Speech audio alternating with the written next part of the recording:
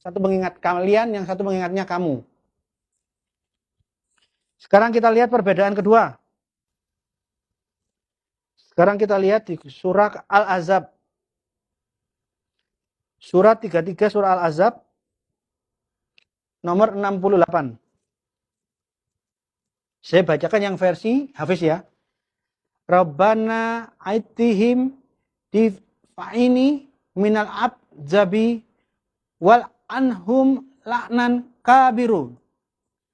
Kabir, besar. Laknan kabirun. Di sini menggunakan kata kabir, besar. Ya Tuhan kami, timpakanlah kepada mereka azab 2 kali lipat dan kutuklah mereka dengan kutukan yang besar. Sekarang kita lihat apa yang ditulis, apa yang ada di dalam Al-Quran versi Maroko. Katsirun, katsir. Ini bukan ba tapi za. Bukan besar, bukan big, tapi many. Tahu bedanya? Saya punya rumah besar dengan saya punya rumah banyak. Tahu bedanya? Ini mengatakan kutukan yang besar, big, kabir. Quran Maroko menulisnya apa? Bukan besar, tapi kutukan yang banyak berkali-kali, katsir. Katanya hafal. Katanya hafal sampai titik koma. Salah baca ketahuan katanya. Nah faktanya. Ini fakta. Jadi Bismillahirrahmanirrahim. Assalamualaikum warahmatullahi ta'ala wabarakatuh. Alhamdulillah wassalatu wassalamu ala rasulillah sayyidina Muhammad ibn Abdillah wa ala alihi wa sahbihi wa man wala amma ba'd. Sahabat muslimin yang dirahmati oleh Allah, pada kesempatan kali ini saya ingin menjawab tuduhan dan syubhat yang dibawakan oleh Gracia Pelo. Sebenarnya jawabannya sangat mudah. Gracia Pelo ini menjadi kiblat ya, salah satu kiblatnya oten-oten atau orang-orang Kristen penghujat Islam ya. Orang-orang Kristen yang sering menghujat Islam itu mendewakan Gracia Pelo dengan mengatakan bahwa dia itu orang yang hebat bisa membongkar Al-Qur'an. Padahal ya bukan Al-Qur'an yang dibongkar. Apa ya? Pertanyaannya itu sebenarnya enteng sih gitu loh. Enteng sekali. Cuma karena orang Kristen memang tidak pernah tahu original teks ya. Bahasa Arab dalam Al-Qur'an tidak pernah tahu. Jadi cuma membaca terjemahan. Ya wajarlah dia mendewakan Gracia Pelo.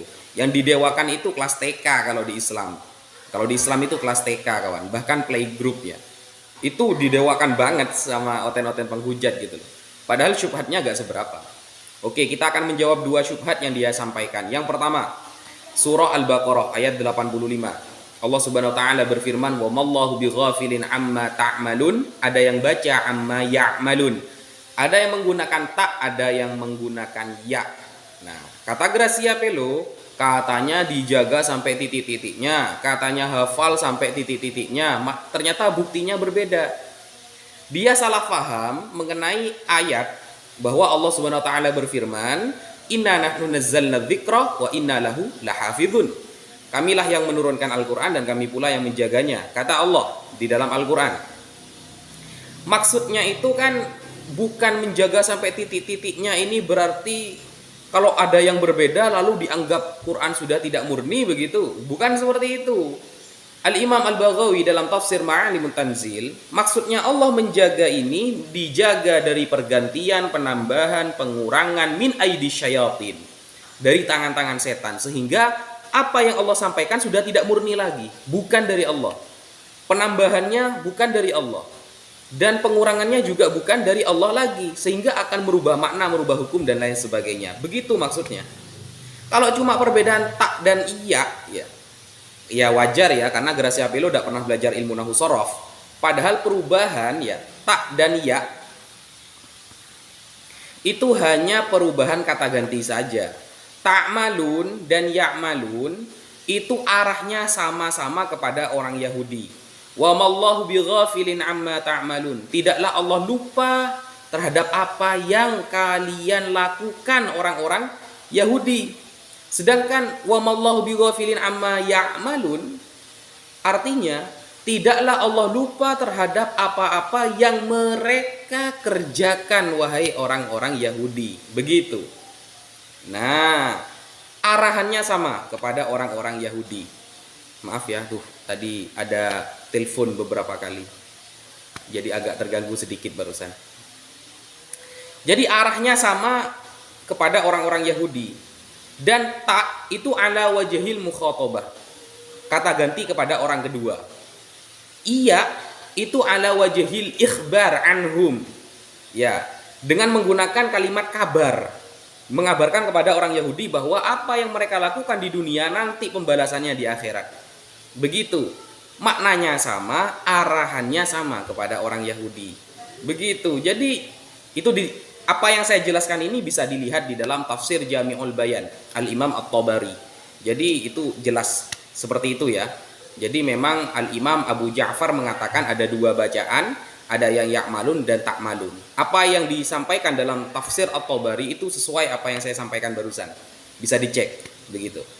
Kemudian syubhat yang kedua dari Gracia Pelo mengenai surah Al-Ahzab ayat 68. Di sana Allah berfirman wal anhum, ya, la'nan kabira, dan laknatlah mereka dengan laknat yang besar. Ada yang membaca la'nan katsira, dengan laknat yang banyak. Nah, kalau kita melihat di dalam kitab Al-Jami' li Ahkamil Quran Al-Imam Al-Qurtubi bahwa sahabat Abdullah bin Mas'ud wa ashabuhu itu membaca la'nan kabira.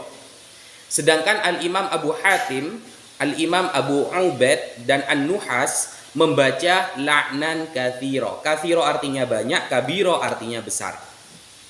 Apakah ini sama-sama benar? Benar. Al-Imam Ibnu Katsir dalam tafsirnya, tafsir Ibnu Katsir Ad-Dimashqi, beliau mengatakan bahwa kedua-duanya kafiron atau kabiron sama-sama benar.